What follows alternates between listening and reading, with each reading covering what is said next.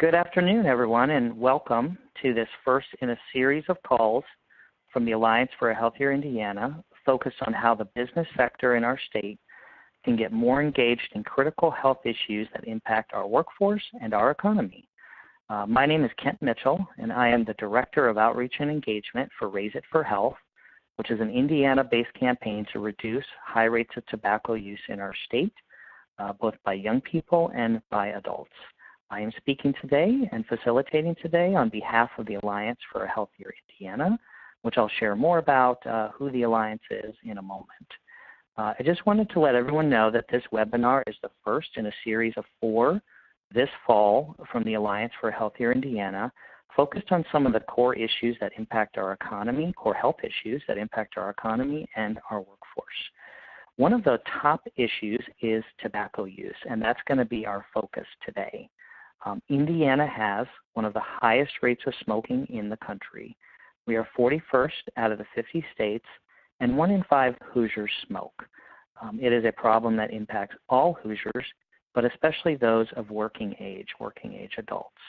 And so it's a critical issue for you, for businesses, for health, for our economy.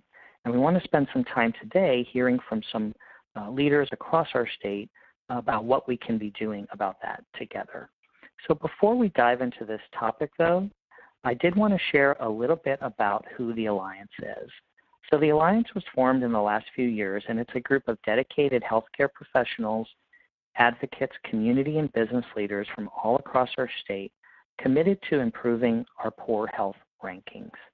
Some of the founding members of the Alliance are the Indiana Hospital Association, the Indiana Chamber of Commerce, Indiana State Medical Association, Anthem Blue Cross and Blue Shield in Indiana, and the Richard M. Fairbanks School of Public Health. Again, I'm proud to be a partner, Raise It for Health, with the Alliance. We have hundreds of partners across the state, and that's a reflection here of some of our founding core members. So why now? Why are we talking about poor health rankings now? Why are we talking about tobacco use? Well, it's because we have really poor health rankings in our state. And at the Alliance, we like to contrast those with our really high rankings in many aspects of our workforce, our economy, and our job climate. We should take as much pride in our health rankings as we do in those rankings. And so that's one reason we're focused on these issues. Some of the core issues for the Alliance really stem around the fact that we do not spend a high amount per person in our state on public health initiatives. We are 49th out of the 50 states, as you'll see from this slide, in public health funding per capita, but we have solutions to turn that around, and we'll talk about one of those solutions today, the cigarette tax. So what's at stake? Again, we as a coalition are focused on things that we know will move the needle on those public health rankings. And there's 4 issues in particular, and these are 4 issues that are critical importance both to our health of our workforce and our people, but also to the health of our economy and our businesses. So the first one, again, we're going to focus on today is tobacco use. The second one, which is often in the headlines today, is our opioid abuse and our addiction issues there. Our third one is our high rate of obesity in our state, including among young children. And our fourth one is infant mortality, which is something that our governor has highlighted as a priority to tackle in our state and be best in the Midwest. So that's what's at stake. And I want to take a minute to introduce our great speakers today from the public, private, and nonprofit sectors who are going to talk to you about tobacco use from their different perspectives. First, Miranda Spitznagel is the Director for the Tobacco Prevention and Cessation Commission at the Indiana State Department of Health. She has over 17 years of experience in tobacco control program evaluation, public health policy, strategic planning, grant writing, and program monitoring and evaluation. So Miranda, welcome here today. Jennifer Foley is the Director of Wellness for Merchandise Warehouse, Inc. Her love and knowledge relating to health and wellness led her to obtain a BS degree in health communication, an MS degree in health promotion and disease prevention, and advanced training as a holistic health practitioner and certified wellness program coordinator. She has served as a wellness consultant for local Indianapolis schools and businesses for more than 27 years. And she's been employed as an adolescent health educator for the Marion County Health Department and as a school community liaison between the United Way of Indiana and the IPS school system. She holds advanced certificates of training and has studied with a wide variety of practitioners. She hosts and facilitates active dreaming urban retreats in the Indianapolis area. Brian Hannon wears multiple hats on this issue, and he's the Director of Indiana Government Relations for the American Cancer Society Cancer Action Network, in addition to being the chair of the Raise It for Health campaign focused on reducing high rates of smoking in our state. Working with public officials at the local, state, and federal level, Brian has directed policy campaigns to make cancer prevention, detection, and research a priority in Indiana. As I said, he serves as the chair of the Raise It for Health statewide campaign, and he has previously led ACS's grassroots advocacy efforts in Indiana, where he has helped volunteer advocates connect with their elected officials on a variety of issues, including tobacco control, access to care, and research funding priorities. Prior to joining the Cancer Society, he worked in the state legislature and in various capacities for different political campaigns and organizations in Indiana. So we have a great and rich speaker lineup for you today. And with that, I want to turn it over to Miranda for the view from the Tobacco Prevention and Cessation Commission. Miranda? Great, thank you. And thanks for having me. The Tobacco Prevention and Cessation Commission is part of the Indiana State Department of Health. And really our work focuses on reducing the burden of tobacco use among all Hoosiers in Indiana. And we have three main goal areas. The first is preventing young people from using tobacco or starting to use tobacco. The second is increasing protections from secondhand smoke. And then the third is helping those adults who use tobacco to quit and break from that addiction. So engaging workers and engaging employers in this effort really crosses across all of those goal areas. So I appreciate your interest in learning more about how you can improve your employees' health. To start, we always just want to have that brief reminder about why is this an important issue for the state of Indiana. And this slide just really lists out some key yet startling facts about the burden of tobacco here in Indiana, not only from an economic perspective, but also from a death and disease perspective, how that impacts our overall quality of life. We do have a significant burden as far as the number of lives that we lose here in Indiana every year due to tobacco use. But I think what's also startling is that for every one of those lives lost, there are another 30 Hoosiers who are living with a chronic health condition due to their tobacco use. And that not only impacts their lives, but the lives of their family members and caregivers and friends. We know that nearly $3 billion we lose every year just specifically to healthcare costs due to tobacco use, but then also another $3 billion in lost productivity due to that as well. So again, the economic toll is high, which is part of why we're having this conversation today. And again, it really does impact everyone, whether you are a tobacco user or someone is in your family is a tobacco user. It really does impact all of us.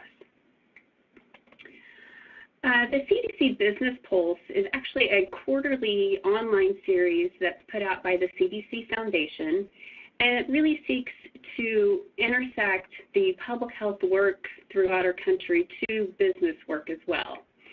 And this particular issue is the one focused on tobacco use and does a fantastic job, again, of making that connection between the burden of tobacco use with workplace health and what employers can do about it. This is one of the illustrations from this publication where it really focuses on the cost of smoking employees and how employees who smoke cost employers approximately $5,800 to $6,000 per smoker per year. And that includes excess medical expenditures as well as lost productivity. We know through science and research that employees who do use tobacco typically have higher insurance premiums, likelihood of increased absenteeism from work, sometimes more time spent on breaks, which can lead to reduced productivity. So a lot of costs and indicators related to workplace can be a burden from those who do use tobacco, which is why it's a concern for all of us. So just to take a quick example for perhaps a larger employer here in Indiana, is to really look at sort of your individual cost to your business.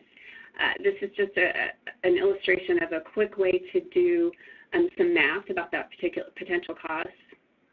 And by considering your total workforce multiplied by the adult smoking rate here in Indiana, which is currently 21%, you can estimate perhaps the number of smokers that you may have within your workforce, and then multiplying that by the cost of lost productivity and excess medical costs, you can really start to get an estimate about that specific cost burden to your workforce in particular. And while we we focus more, I think, on cigarette use, which is obviously a key concern, a lot of tobacco users are using more than one tobacco product. And so we want to keep in mind that as we're having this conversation about what you can do within your workforce, that we're really talking about all types of tobacco. And that really also includes the emerging and more popular products of electronic cigarettes or electronic smoking devices. So as I talk today, keep in mind that we're really talking about the full range of tobacco products. And so as we start to, again, talk about effective interventions and things that employers can do, again, just a quick reminder about sort of the treatment costs that could happen as a result of someone's use of tobacco, and some key tobacco-related diseases and the costs that are associated with treating those diseases that are caused by tobacco use. And again, a majority of those can be prevented if we're able to help more become tobacco-free. So let's just jump in and talk a little bit about some tools and resources that you can provide to your employees to help them become tobacco-free. And there's three areas I'd like to focus on, and we'll talk a little bit more in depth about what we mean by that. But these related to your workforce tobacco-free grounds policy, what tobacco cessation coverage looks like for your employees, and then promotion of those resources. So first, what does your tobacco-free grounds workplace policy look like? And as many of you may be aware, we do have a state smoke-free air law that covers most workplaces here in Indiana indoors. But what we've really been encouraging businesses and organizations throughout the state to do is to really take that beyond the indoor buildings and consider a 100% tobacco-free grounds policy. Again, that protects everyone from that exposure to secondhand smoke, but it also sends that message that we want our workplace and our employees to be tobacco-free.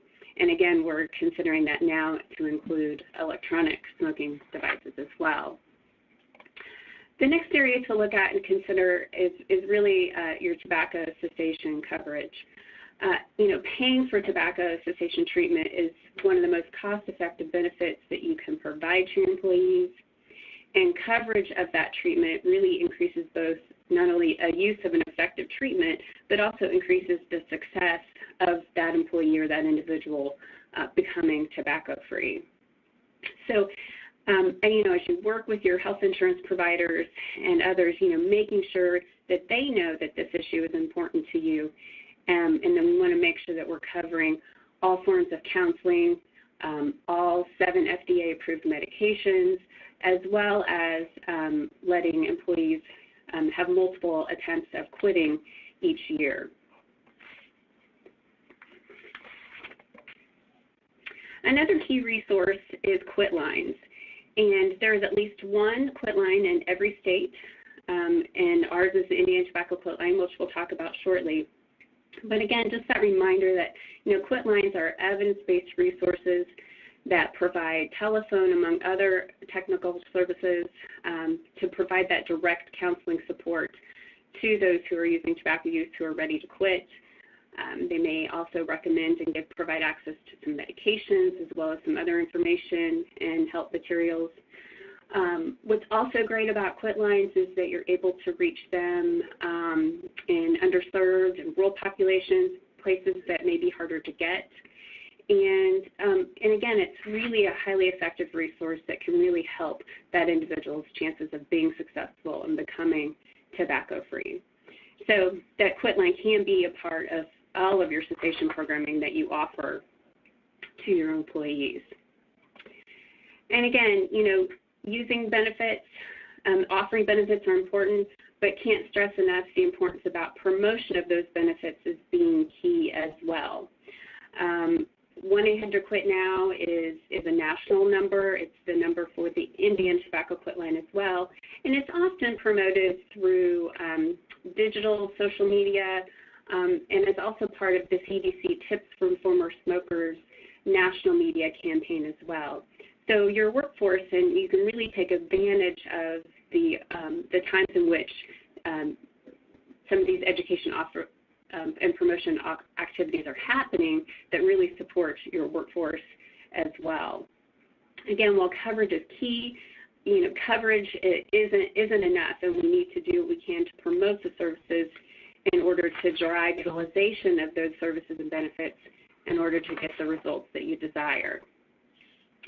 So our Indiana Tobacco Quit Line is, again, a free resource available to any Hoosier. It's something that your employees could take advantage of now. We do offer a variety of other support services that include a text program and a web coach option. Depending on the individual, can get some 2 weeks of patch or gum. And again, it's really just a fantastic resource that can be tailored to that individual tobacco user. And we see a really strong return on investment and really strong outcomes with our Indiana Tobacco Quit Line. Among those who have called the Quit Line, we know that 93% of them would say they would recommend that resource to another tobacco user. We have a 30% effective quit rate, which is really strong among state quit lines. And then we know also, based on the investment that we're putting in, that strong return on investment for those who are able to quit because we have such a strong quit rate. So feel confident that this is an evidence-based service that has strong outcomes and good data to back it up, and something that you can include in your workforce as a menu of the options that you can put forth. The quitnowindiana.com page, this is just a quick screenshot of our homepage where we use to promote Quit Now Indiana and the resource available there. We have numerous resources specifically geared towards employers. So going to quitnowindiana.com and click on Healthy Workforce, and you can, again, find out more about what's available to employers. We also, through the Quit Now Indiana page, have a page set aside that has some short videos that also demonstrate what it's like to call a quit coach, and it's something that you could share with your employees, again, if they're interested yet want to know a little bit more. So fantastic resource at quitnowindiana.com. So again, just to wrap up, visiting the website, by signing up also to be a preferred employer, you can have access to not only the resources through Quit Now Indiana, but also throughout our network of partners around the state, partners that can help with, again, that policy conversation, or as well as that tobacco cessation coverage as well. So thank you for your time today. All right. Well, thank you, Miranda. It's clear that your commission, your agency, is doing a lot of work on tobacco to reach out to companies and to partner with them. And I'm just appreciative that you're able to share that information today. Before we move on to our next speaker, I did want to ask you, businesses are all over the state, different kinds of communities. Another thing that your commission does is provide support on the ground. if companies want that kind of support or advice or coaching. So maybe you could mention a little bit about that, whether you provide it as a commission and fund it or other community partners.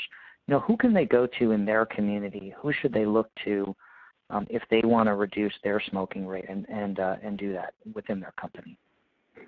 Yeah, so we have local tobacco control partners in about half of our Indiana counties.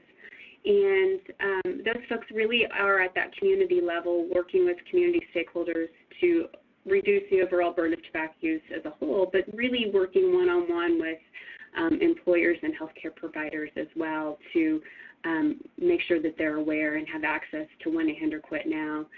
So by signing up as a preferred employer to Quit Now Indiana, we can get you in contact directly with your local resource. And again, they can work with you to help, start referring employees to 1-800-QUIT-NOW today. That's certainly something that you could be doing from the start. But they can also, again, work with you one-on-one about your tobacco-free policies, have a chance to talk with you a little bit about that cessation coverage that you're offering, and again, provide you those tools to promote a tobacco-free lifestyle overall, but then also some of those tools and resources to promote 1-800-QUIT-NOW. I think I'll also just add that, 1-800-QUIT-NOW is a great resource for not only your employees, but the family members of your employees, because it's available to all Hoosiers. So something else to keep in mind as just an added benefit. Well, great. Thank you. And I know that coalition information is on the Tobacco Prevention and Cessation Commission website, and businesses can reach out by county. Look up their county and look up what support they have. So, thank you for that, and thank you for your remarks today.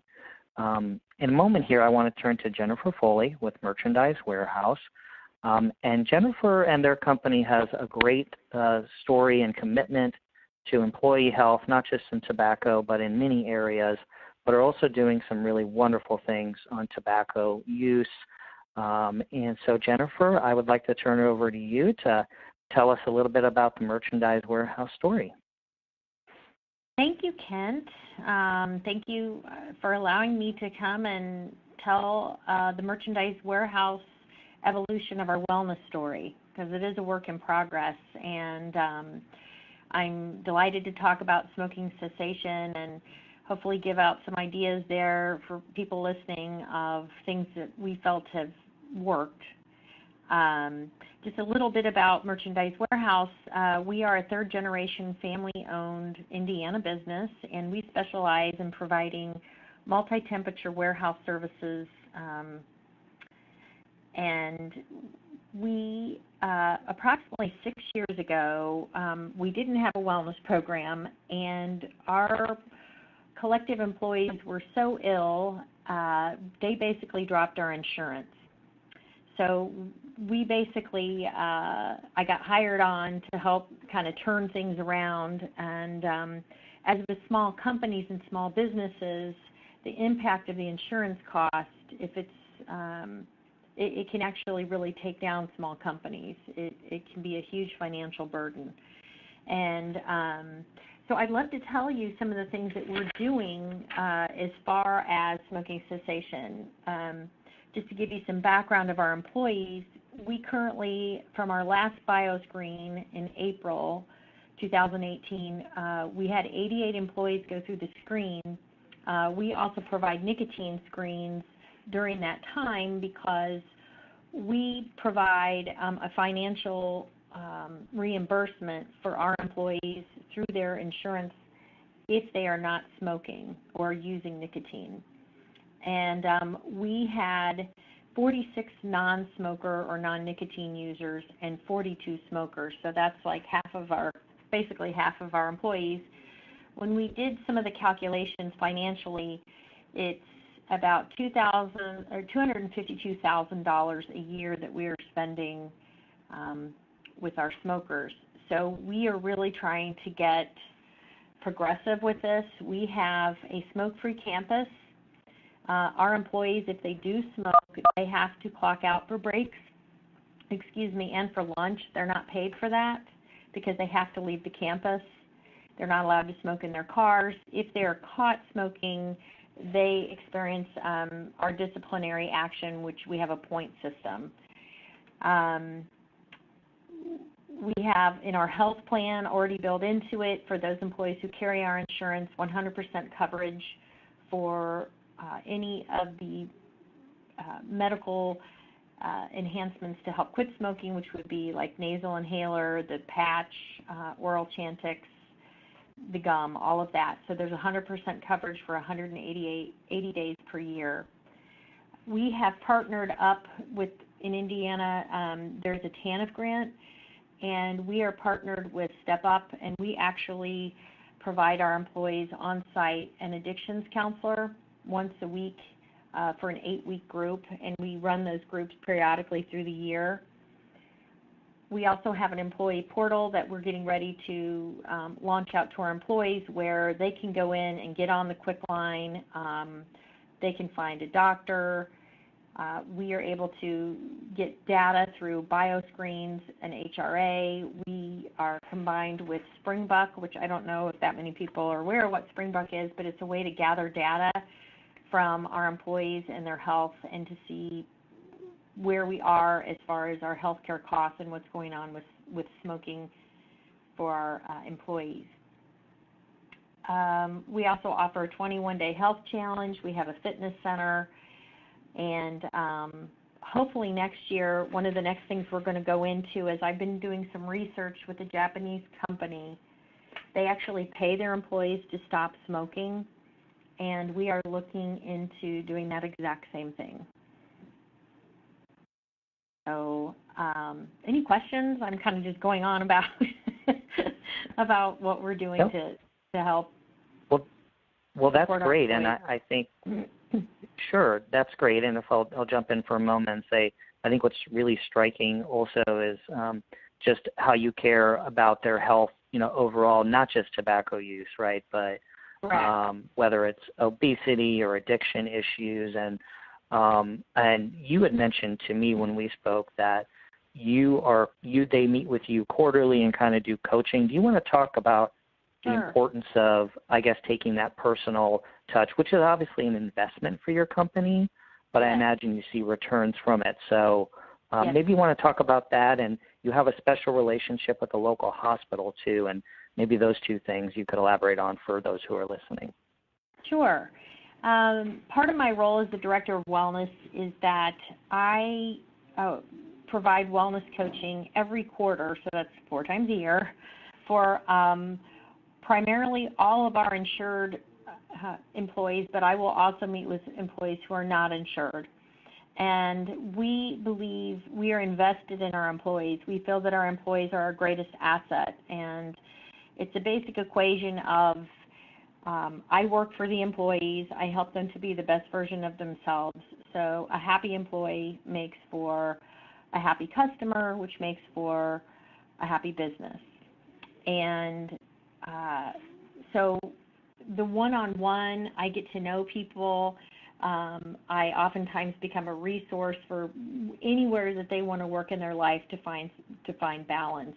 It's a great way to connect people with resources in the community. I deal with issues from everything to wanting to lose weight to needing legal assistance to relationship problems to want to buy a new house, financial wellness.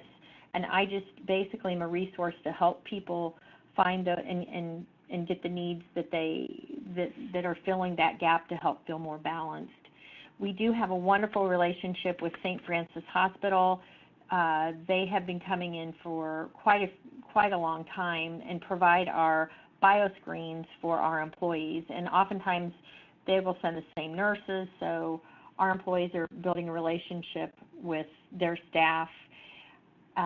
We do quite a few programs related to St. Francis Hospital with our employees, and we'll do a lot with physician referral. We're located on the south side of Indianapolis, and that is basically where St. Francis Hospital is located. So we're really trying to build a good relationship. And our BioScreen, we offer two BioScreens a year, and it's like a quick trip to the doctor basically, and oftentimes we can stop some of the issues that we're seeing with blood pressure, sugar levels.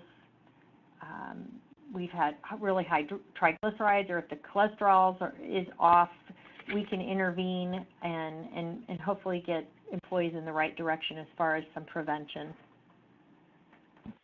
Excellent. And it's clear your commitment, stems partly from being a family-owned company, generational company, and really caring for the well-being of your employees, but also your bottom line as well, with Yes. high rates of tobacco use and whatnot. I wanted to ask you one final question before we move on to Brian, which is, you do sit down with employees, and we hear this a lot from employers. They want to be in a good partnership, right, with their employees and not adversarial. So when you sit down with someone and you kind of lay out the cost, the personal cost that they are facing, and you kind of lay out the responsibilities that they would take on in exchange for, incentives and support, what kind of reactions do you get? It's interesting. So we created a basically dollars lost for a starting merchandise warehouse employee who smokes, dips, or vapes. And the total annual cost lost is $5,660.50.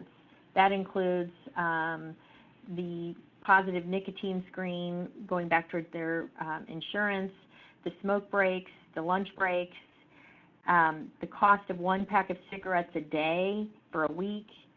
And when they saw the number, most of them are like, wow. And I talked to them about how, there's a potential that cigarettes are going to go up another $1.50, hopefully, a pack. And I've talked to some of them about the fact that they may be working second jobs just to pay for their cigarettes. I feel oftentimes like money speaks more than me trying to get in there and talk about the prevention, talking about the impact on their health. Many of them, if they're younger, it's just not, it's not reaching them. They're just not thinking that way. So I do find that cost and money speaks the most. And so we've had 2 to 3 employees just in the last couple of weeks quit smoking, which is wonderful. And I'm hoping next year, if we start this campaign that we're looking at, which is actually paying employees, that we will take off the bottom line and reduce the $252,000 a year we're dealing with in cigarette and smoking and tobacco use. Well, thank you, Jennifer. You guys are doing some really innovative and effective work on tobacco reduction among your workforce, and so I want to thank you for sharing your story. And I really want to pivot right now to Brian Hannon, who is the chair, again, of the Raise It for Health campaign. And as we've just heard from an employer who does a lot from their end, who incurs a lot of costs, is doing a great deal of work on tobacco use. We've heard from Miranda talking about what the state does and provides and supports communities with. And Brian, I'll turn it over to you in a moment here to talk about, Brian will address what we can all do in terms of public policy and advocacy so that people show up to work healthier and or can quit on the job because we want that as well. So Brian, why don't I turn it over to you to give an overview of Raise It for Health and how businesses can be involved. Sure, Kent. Thanks for the opportunity. Hi, everyone. I'm happy to get a chance to talk to you a little bit about the Raise It for Health campaign and the work we are doing around the state to raise Indiana's cigarette tax rate. You've heard some really good workplace policies that Jennifer's talked about, what employers are trying to do, of course, what the Tobacco Prevention and Cessation Commission is trying to help employers do. But sometimes there seems to be that missing piece, which is we don't always have good public policy in Indiana, which is helping Hoosiers avoid tobacco, especially kids never pick up the product.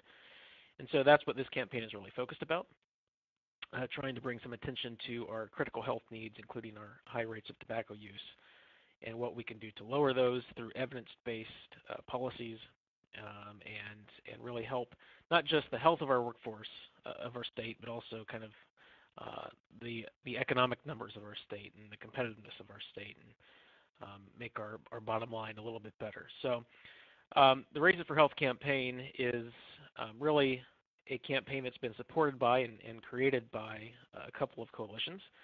Kent, of course, has already talked about the Alliance for a Healthier Indiana, which is more of that business-focused coalition, some of the more business-minded leaders in our state who are really starting to get concerned about the health of our fellow neighbors. And then Tobacco Free Indiana, which is more of the traditional health advocates who've been working on tobacco control and on health policy issues for many years.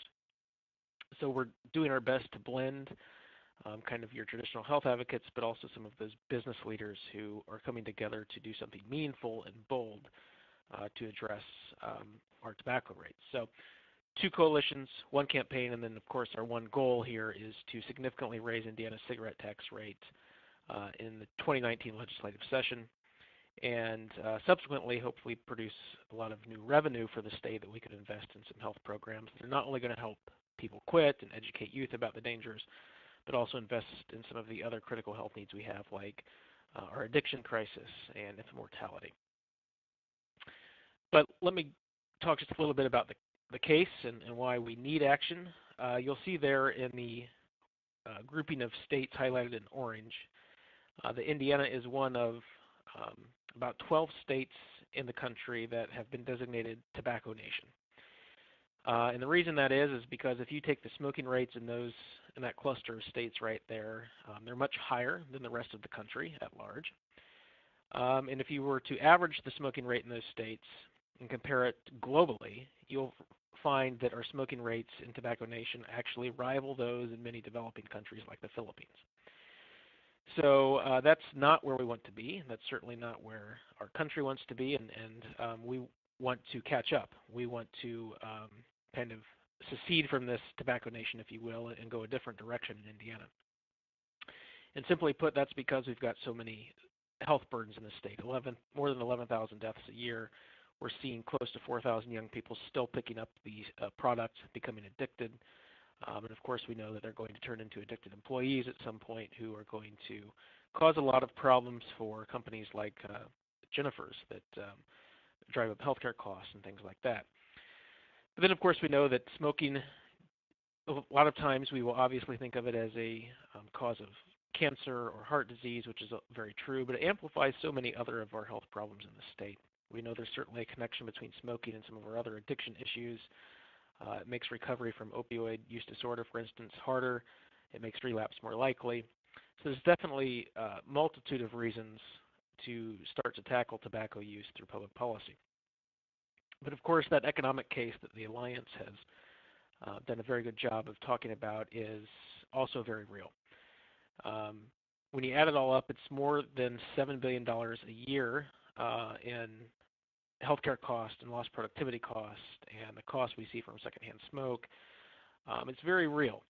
And sometimes that number seems so big and so unreal that it's hard to grasp. But when you start to hear some of the stories of employers, and I'm sure Jennifer has them, and I've certainly heard some of employers who have employees on a health plan that have been diagnosed with lung cancer, for instance, and are costing the health plan hundreds of thousands of dollars for their treatment. Or employees who do their health assessments, and north of 70% of employees may have hypertension or prehypertension. These are some of the stories that can be told and retold in this state over and over and over, and will continue to be told unless we do something bold and dramatic in this state to reverse the trend, to tackle tobacco use, and invest in some other healthcare programs. So the economic costs are very real to employers, but of course it's also an issue of cost to taxpayers. We know that folks in our state Medicaid program smoke at a higher rate than the rest of the population, and that has a cost to taxpayers, $590 million a year in those extra Medicaid costs. So there's more we need to be doing, obviously not just from the health perspective, but for the economic burden as well. And so this is what our plan is. The Raise It for Health plan is pretty simple. Number one there is to save more lives and to improve the health of our state by significantly raising the price of cigarettes. And the reason we want to raise the price of cigarettes is it's evidence-based. We know it is really the single biggest thing we can do from a policy perspective to lower smoking rates, especially amongst kids who are very price sensitive, amongst pregnant mothers who are very price sensitive. We see several pockets of certain populations and demographics in the state who are smoking at higher rates than the rest of their neighbors, and we know that they're price sensitive, and this is the biggest single thing we can do to drive down smoking rates. But by doing that, we know we're also going to reduce healthcare costs and start to generate some of those savings, both for employers and for the government, for taxpayers. Over the long term, we would see billions of dollars in healthcare savings if we start to drive down our smoking rates. But then step number 3, of course, in our plan is taking the new revenue that we would raise from significantly raising the tax and investing it in public health priorities. I'm sorry to say that Indiana is 49th in the country, almost dead last, in terms of what we invest in public health programs per capita. So this has not been a priority for many years for policymakers in the state. Health has kind of been off of the radar. And so while we've made progress on issues like our economic competitiveness and our business climate and our regulatory environment, we've really ignored the health of our citizens, and that's starting to catch up and bite employers where it really hurts, which is in their health costs. So if we can start to tackle that and take that revenue, invest it in prevention programs, in treatment programs, and access to care, that can really go a long ways to improving our health as well. So just a quick snapshot of what we would expect the benefits to be if we were to raise the cigarette tax by $2, which has been the recent proposal from Raise It for Health. We would see more than $300 million in new revenue in the very first year. So in that first year, we'd see about $358 million in new revenue that we would love to see invested back into health programs. And if we did that, we would suddenly go from 49th in the country in per capita health spending to somewhere near the top 10. So all of a sudden, you might start to see some of our health rankings climb back into the top 10, where many of our business rankings already are. And you can see that all of a sudden, we become a much more attractive state for a multitude of reasons, not just our tax climate or our regulatory climate, but also for the health of our state and the investment that we're making in our health. But we'd also see more than 100,000 Hoosiers either quit using tobacco. A significant price increase may be the impetus. We know it would be the impetus for somewhere around 50,000 adult smokers to finally say, you know what, I've got to give up this addiction. I've got to kick it, and I've got to move on. And we would expect about 50,000 people to just quit. We'd also see close to 50,000 kids just avoid the product. They would be priced out. They would never pick up the pack of cigarettes and start smoking. But we'd also see more than 10,000 pregnancies over a 5-year period. That would all of a sudden babies not being born to mothers who smoke. And of course, we know that would have drastic effects and drastic results for our infant mortality problem in the state as well. And so just a quick snapshot here of some of the organizations who have lined up to support this effort. We're, of course, happy to see the Indiana Chamber of Commerce, the Central Indiana Corporate Partnership, and the Indy Chamber, amongst several others, business-minded voices start to step up and say, we need action. And over the summer and fall, we hope to continue to add more of those business perspectives to this campaign and to help tell their story to policymakers so that policymakers understand this isn't just a health crusade. This is going to be good for business in the state as well. Last year, we did commission a survey with Bellwether Research and Consulting. Bellwether sat down with 30 business leaders from around the state. And these were folks who owned smaller companies like Jennifer's, where maybe they just had 50 to 60 employees, to larger companies that were employing thousands of people in our state. And we just asked them some questions. How do you feel about the health of our workforce? How do you feel about raising the cigarette tax? Just trying to feel them out on what their concerns were about the health of our state and what they thought the solution should be. And what we found was that these business leaders, I think fairly predictably, felt pretty good. They had a lot of pride about the business climate in this state. felt good about our low tax rates, our cost of living, our regulatory environment, and things like that. But, and that's a big but, many of them are very concerned about the health of our citizens and the health of the workforce. And they, of course, identified smoking and obesity as two of the big drivers that were driving up their costs and that were making their employees sick, that were increasing absenteeism and things like that. And so we found a lot of them to be very receptive to this campaign, fully in support of going to policymakers and telling policymakers, listen, we're doing everything we can within our company. We're doing everything we can within our plant. We have the wellness programs that Jennifer's talked about. We have the health plan incentives. But the fact is we need policymakers to step up and be a partner in helping us improve the health of our workforce. And so it really is a workforce issue for our employer partners. And we want to better tell those stories.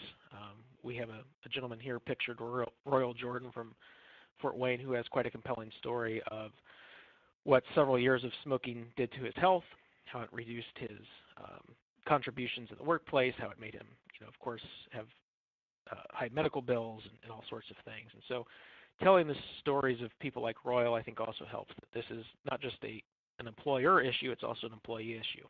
We have employees who are being forced out of the workforce early, many of them sidelined by disabilities or chronic disease or addiction. And I think we all know in a tight labor market, we need as many able-bodied people helping us as we can get. But unfortunately, in our state, we have quite the addiction crisis and healthcare crisis that has caused many people to be sidelined. And so quickly, just our call to action to employers in the state is join us. Add your story, add your voice, talk to your policymakers. We will have a study committee coming up later this month where we'll be talking to policymakers not just about the health case for this campaign, but also those economic reasons we've talked about, the workforce issues, the fiscal burden to employers and to taxpayers. And so we want to offer anyone who's interested, any employer who's interested, a pathway into this campaign to share your story and to help us get to policymakers and let them know that the time for action is now. And so I'm happy to be of help to you if you have questions about the campaign, if you're in need of resources or ideas on how to get involved in the campaign. I'm happy to be a resource, and there's my contact information. Would be happy to hear from you. So, Kent, I'll turn it back to you. All right. Well, thank you, Brian. And I want to turn it over to the group for a group Q&A for 10 minutes. But before I do that, I did want to ask you, Brian. A company may be hearing this and go, well, I'm not sure I have a story, right? I'm not sure it would make a difference.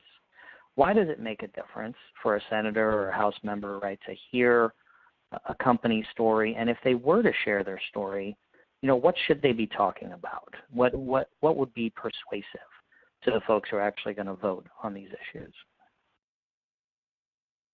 Yeah, it's a really good question. And I think the reason stories are important is it helps people see this issue from different angles.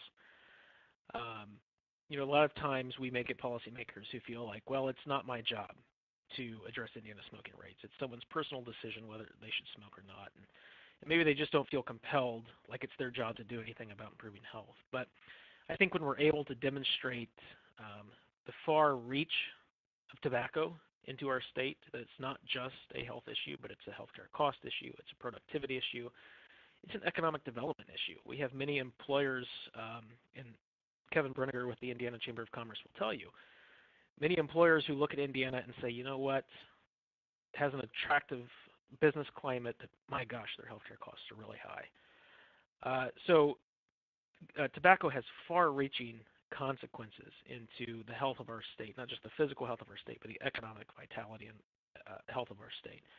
And so I think that's the really important angle to explore with some of our policymakers, is that there is a broad coalition here. It's not just health advocates concerned about this, it's business leaders who want action as well. And, I understand that certainly we have business leaders who may not fully understand the grasp of the tobacco problem within their company or other health problems within their company. But I think that's okay. I think they still understand that healthcare costs are climbing year after year. They may not fully understand why, but I think it's important to understand that employee health is a big reason for that. If we're not doing more around prevention and access to care in this state, that has downstream consequences to employer costs. And so I think sharing those stories and just sharing that you have a concern about this, and that perhaps this is the last frontier in Indiana that we have not yet been able to conquer, will start to turn, I think, the focus of policymakers in that direction. Okay, thank you, Brian. Jennifer, I wanted to zero in on the cigarette tax from a business person's perspective, company perspective. The numbers Brian mentions are huge, but maybe you can make it more real for us. For you as a company, if Indiana has a $2 higher pack cigarette tax, what is that going to look like for you? What would that mean for your company's efforts and for your employees' health? Well, my hope is that, again, I hate that it's, and I'm all about prevention and health and all of that, but dollars speak, and for our company in particular, we're in the logistics industry. Our beginning salary is around $14.50 or so an hour. The cost of cigarettes really cut into daily living expenses, and my hope is with that shift happening, and then all we're doing in the prevention and support piece, and maybe eventually moving into the fact that we would, pay people in our company additional, either an ETO day or just financial, that they would really consider that impact and letting go of cigarettes. And I'm actually very excited about it. And when I sit down and sometimes talk to them about, like I said before, the fact they may be working a second job to pay for cigarettes, it just kind of it just opens their eyes, and I'm all for it. Great. Thank you. Yeah, it's a policy that would seem to work really hand in hand with what companies are already doing to improve health. And Miranda, I know you're with the state, you're with the Tobacco Prevention and Cessation Commission. So you talk a lot about evidence-based policies. Maybe I'll just zero in on what Brian said about the impact on youth, because I know your commission works a lot on youth smoking as well. Do you anything you want to add about the cigarette tax and what you've seen, I guess, in other states, or what you see the impact being on young people? Yeah, so, as we said, the science of tobacco control and public health really supports, even Surgeon General's reports over the years have really pointed to price and high prices on tobacco products as being an effective way to prevent young people from ever starting. So I think the science does support that policy initiative, and we've got research again from other states, and historically that we would expect that to happen. Great, thank you. And Miranda, maybe I'll stick with you, and then Jennifer, I'll turn to you on this question, which is, a lot of folks may be hearing this today and listening to this presentation and go, well, I'm not sure it's my job. I'm not sure that, I work for this company, but I'm not sure it's my job to work on this issue. I guess, Miranda, I'll start with you. Like, from your perspective, who should be paying attention from an employer to what TPC is doing, your commission, and how to partner, setting up the quit line? Who are the folks who need to be hearing this message and within a company? Yeah, so I guess a couple of perspectives. I think as we illustrated earlier, the burden that tobacco places on us, it really impacts every household. It impacts everyone. So everybody should care, again, whether they're touched by it directly or not.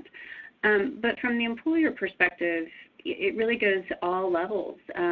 You need that leadership and that support from the executive level to say that this is a priority and this is something that we support, to really reach all levels within the organization, to even that coworker that supports another coworker in their journey to become tobacco-free. We know that those support systems are key, and so if those, again, supportive messages are happening throughout the organization, the more likely people will be successful. Jennifer, how about you? From your perspective, who in a company needs to be paying attention and doing more to reduce tobacco use?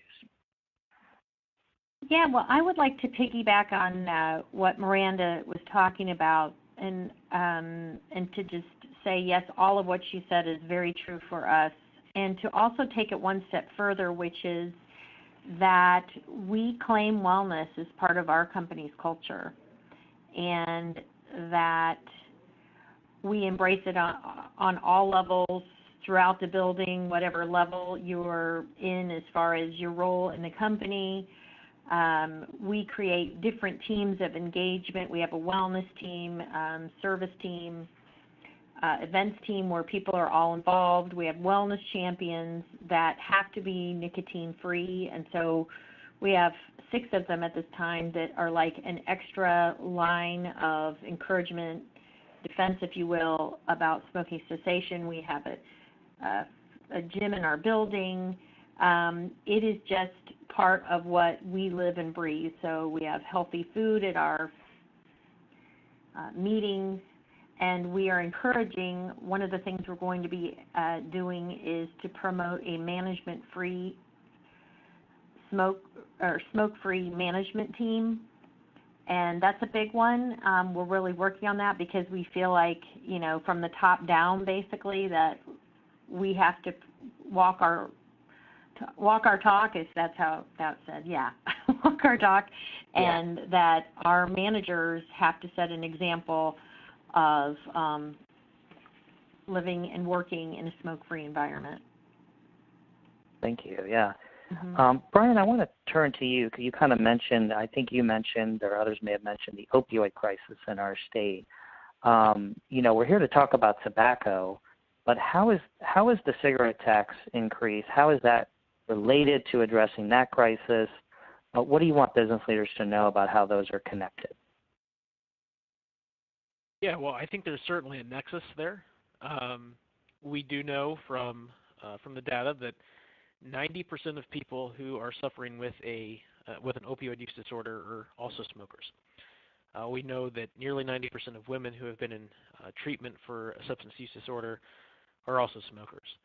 And we know that people who are in treatment for a substance use disorder they find it harder to quit if they're smokers, and they're more likely to relapse if they're smokers. So, I'm not here to say that every single addiction issue in our state can be linked back to smoking, but there are certainly enough tethers that connect the two that I think that, employers who are concerned about the opioid crisis should also be concerned about the tobacco crisis. And policymakers who are concerned about opioids should also be looking at tobacco and how we can address that. And then on the flip side of that, perhaps more importantly, is the revenue we could raise with the cigarette tax increase. What can we do to sufficiently fund addiction treatment programs in the state, make sure there are enough open beds for people who need treatment? I think those are the kinds of solutions we can look at once we have significant revenue from a tax increase as well. So I think there's enough interconnectedness here that policymakers should be looking at them through a similar lens. Thank you. So that is a question I think business leaders have a lot. Well, if I support this tax, is it going to go back to health? Is it going to go back to things that impact me? It sounds like that is the plan for the coalition. Is that right? Yeah, that's certainly something that we're advocating for. We would love for most of this revenue, if not all of it, to go back into health programs that, as I already mentioned, are woefully underfunded in this state. And that's something we will be pushing for as part of the campaign in 2019. Great, thank you. Well, my last question is for each of you, and we'll start in the speaker order. So, Miranda, you first, which is, let's end on a positive note, right? We talk a lot about high tobacco use and addiction issues. What do you see that's been positive in the tobacco field and something to build on that we can point to business leaders? Yeah, I think there's really so much opportunity. I think reminding everyone that, over 70% of those who are using tobacco want to quit. It's likely they've tried to quit and are interested in doing so again. So there's, again, great opportunity potential there. I think through this collective work, we can increase awareness about the existing resources and leverage all these good things that are happening to support those seeking a tobacco-free life, and to really support others and continue to share those stories, whether they be the ones that, like with Merchandise Warehouse and the great things they're doing, or again, those individual stories about how how people have journeyed from having tobacco addiction to becoming tobacco-free. Great, thanks. Jennifer, something positive to share with the audience here. Sure. I want to say keep it steady and don't give up, because yesterday when I was doing some coaching with some employees, I had two come in back to back who basically had completely let go of cigarettes.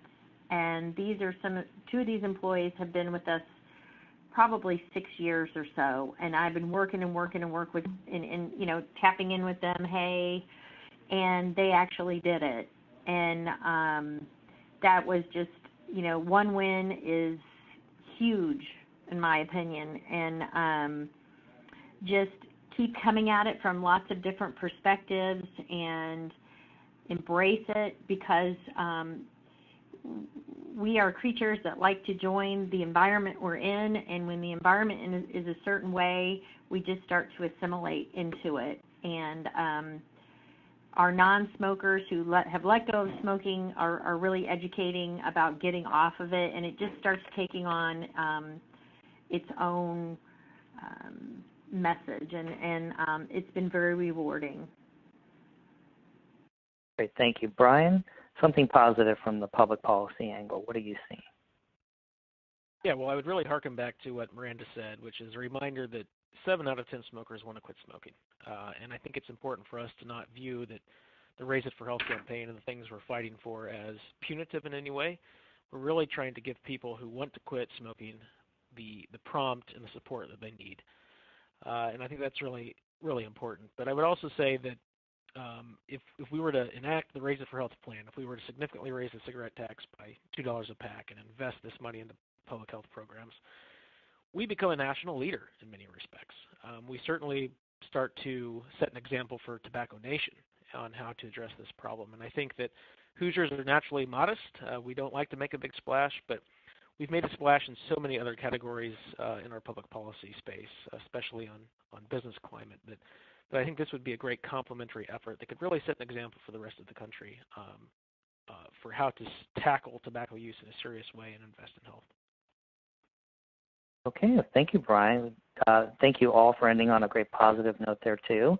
I wanted to end with sharing with our audience here how to join the Alliance. That is one easy step you can take right now if you want to commit, to make Indiana a healthier place to live and work, to tackle tobacco use, and to work with a lot of great health and business partners on these issues to move our public health funding forward and move us into the top 10 in a lot of different rankings. So it's easy to join. You can go to healthierindiana.org and click Join Us.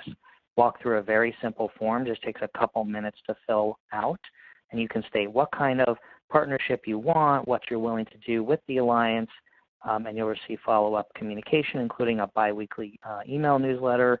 You can also like the Alliance on Facebook. We're very active on social media.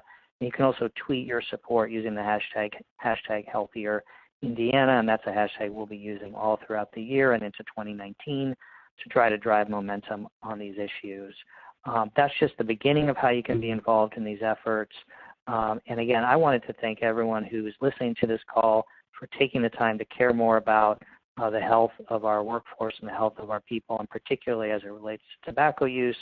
I want to thank each of our speakers for sharing their time and their expertise today. And with that, that concludes the first in this four series around creating a healthier Indiana in our state. So thank you all for taking the time to listen, and all the best.